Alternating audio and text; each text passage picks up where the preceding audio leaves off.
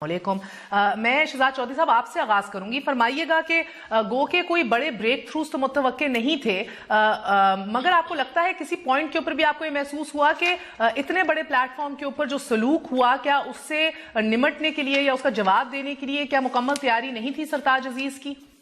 दो हिस्से हैं इस चीज़ के। एक तो ये कि जाना चाहिए था या नहीं, मेरे ख्याल में ज़रूर जाना चाहिए था। अच्छा हुआ चले गए, वरना वो अपनी जगह खाली नहीं छोड़नी चाहिए, बिकॉज इजीली बाकी लोग इसको फिलअप कर लेते हैं इन द सेंस के आपको आइसोलेट करने का एक इम्प्रेशन दिया जा सकता था अफगानिस्तान की प्रोसेस से भी। दूसरा ये कि वापसी पे जो कुछ उन्होंने ट्रीटमेंट किया हमारे सहाफ़ियों के साथ या सरताज अजीज़ साहब के साथ, गो कि उन्होंने उसको डिनाई किया, वो एक तरह से भारत का मकरूज चेहरा ज़रूर जाहिर करता है। लेकिन मेरे ख्याल में जो मेन सब्सटैंटिव चीज़ है वो कंटेंट से मुताल्लिक है, और उसमें यह है कि भले मेरा ख्याल लगता यूँ है कि जैसे ये चले तो गए एज अ पॉलिसी कि छोड़ना नहीं है, जाना है चाहे भारत में, लेकिन भारत के अंदर जब प्लेटफॉर्म मिल गया था और आपके ऊपर अटैक हो रहा था और वो फील्ड ओपन हो गई थी एक बायलैटरल एरियाज ऑफ डिस्कशन की, तो फिर उसको फ़ौरन उसको यूटिलाइज कर लेना चाहिए था। वहाँ पर जब अशरफ गनी ने अफगानिस्तान और पाकिस्तान के मामलात को इस मीटिंग में निकाला और सामने लेके आए, तो फिर पाकिस्तान को भी बहुत करारा जवाब देना चाहिए था। मेरे हिसाब से वहाँ पे जो हमारी क्वालिटी ऑफ डिप्लोमेसी है उसकी झलक नज़र आई, जो कि बदकिस्मती से बहुत पीछे रह गई है, लैग कर गई है। 19वीं सदी या 20वीं सदी के अवाइल की डिप्लोमेसी का तरीका है। आजकल मैं अपने प्रोग्राम में भी कह रहा था कि 140 कैरेक्टर का ज़माना है, जो बात कहनी है आप फ्रंट फौरन कहो। इतना किसी के पास टाइम नहीं है कि आपकी छुपी छुपाई मख्फी बातों का मतलब ढूंढता रहे बात के अंदर। जिस तरीके से आप पे हमले हुए, आपके पास एक फील्ड ओपन हो गई थी कि उन चीज़ों का जवाब वहीं बराबर कर दिया जाता, और ज़रूरी नहीं था कि उसको उस ज़ुबान में किया जाता जिसमें कि अशरफ गनी साहब बात कर रहे थे।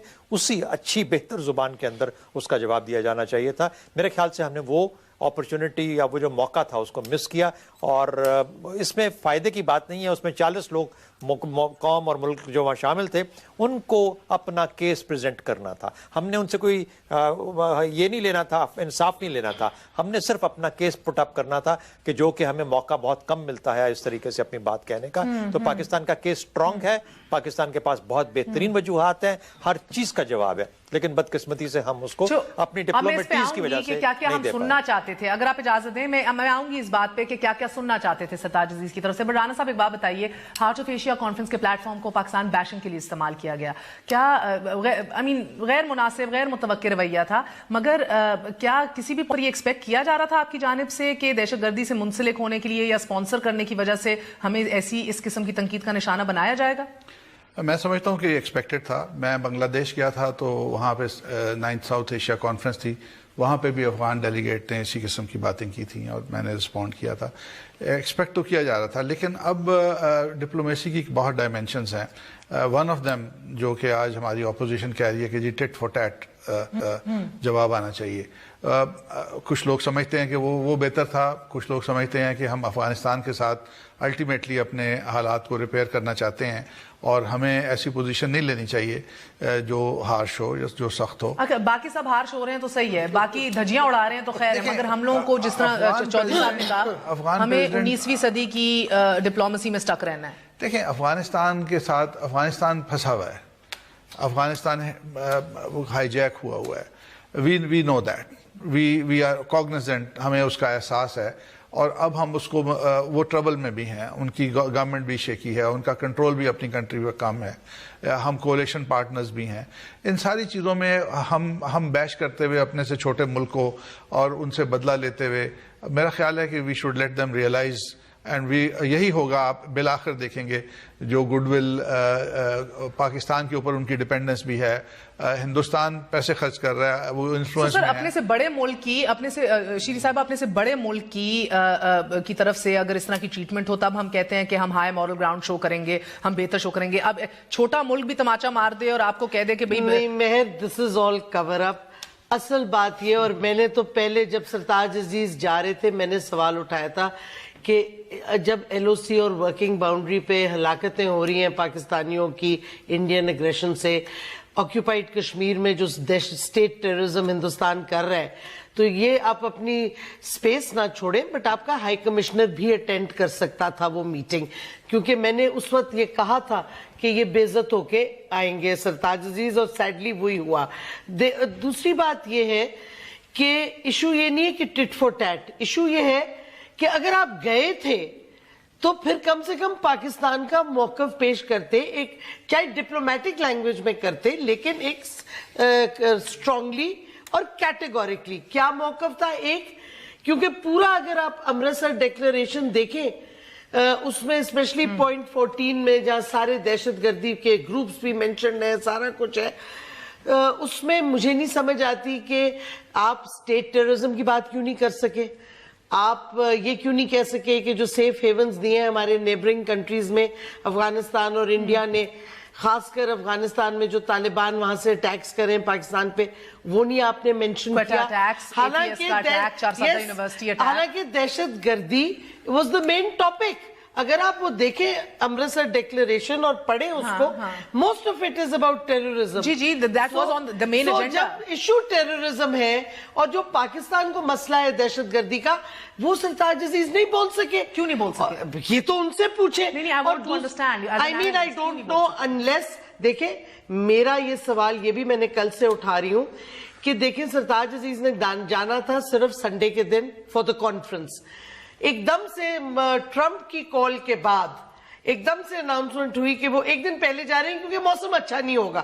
موسم تو کل بالکل ٹھیک تھا, اور ویسے بھی امرتسر تو آپ ڈرائیو کر کے آدھے گھنٹے میں پہنچ سکتے ہیں لاہور سے. ایک دن پہلے کیوں گئے, پتا چلا مودی کے ڈنر اٹینڈ کرنے کے لیے. بے عزت وہاں ہوئے, Iranian foreign minister head of the table پہ بیٹھا, سرتاج عزیز کو ایم جے اکبر کے ساتھ بٹھایا آن انادر ٹیبل. وہاں پہلے بے عزت ہو گئے, ہوٹل میں کسی سے ملاقاتیں نہیں کرنے دی, کسی کو ملنے نہیں دیا, گولڈن ٹیمپل پہ نہیں جانے دیا, نہیں سارے لیڈرز گئے گولڈن ٹیمپل, ان کو نہیں جانے دیا. میں ہندوستان, آپ کو یاد ہے ہارٹ آف ایشیا پہ واک آؤٹ کر گئے تھے انڈینز تھوڑی سی بات پہ. ادھر سرتاج عزیز بے عزت ہوتے رہے. ہم نے کہا چلو تقریر میں ہی کچھ کر دیں گے, بات تو اپنی موقف پیش کریں گے. جو گئے ہیں بے عزتی بھی سہ رہے ہیں تو کم سے کم پاکستان کا موقف تو پیش کرتے. وہ بھی نہیں کیا کہ انڈین آکیوپائڈ کشمیر کی اسٹیٹ ٹیررزم پہ بات نہیں کی, افغانستان پہ طرف سے جو اٹیکس آ رہے ہیں وہ بات نہیں کی. اور سب سے میں نے آپ کے پروڈیوسر کو کہا تھا ویژول دکھائیں, پھر بھی ان کو شرم نہیں آئی. واپس آ کے انہوں نے کہا نہیں, انہوں نے کہا ہی کر رہے کہ بریک تھرو کون سمجھ چاہ رہا تھا. میں تو نہیں ایکسپیکٹ کر رہا تھا ہی, یعنی کہ دیکھیں یہ سرتاج عزیز کی بےزتی نہیں ہے, وہ پاکستان کو ریپرزینٹ کر رہے تھے, پاکستان کی بےزتی ہے. میرا سوال ہے کیا ٹرمپ کی کال کے بعد ان کو ایک دن رات پہلے بھیجا گیا, کیا ان کو, کیونکہ وہ صرف میاں صاحب سے مل کے انسٹرکشنز لے کے گئے ہیں, ان کو انسٹرکشنز تھے کہ انڈیا کو کچھ مت کہنا, بے عزت ہوتے رہنا.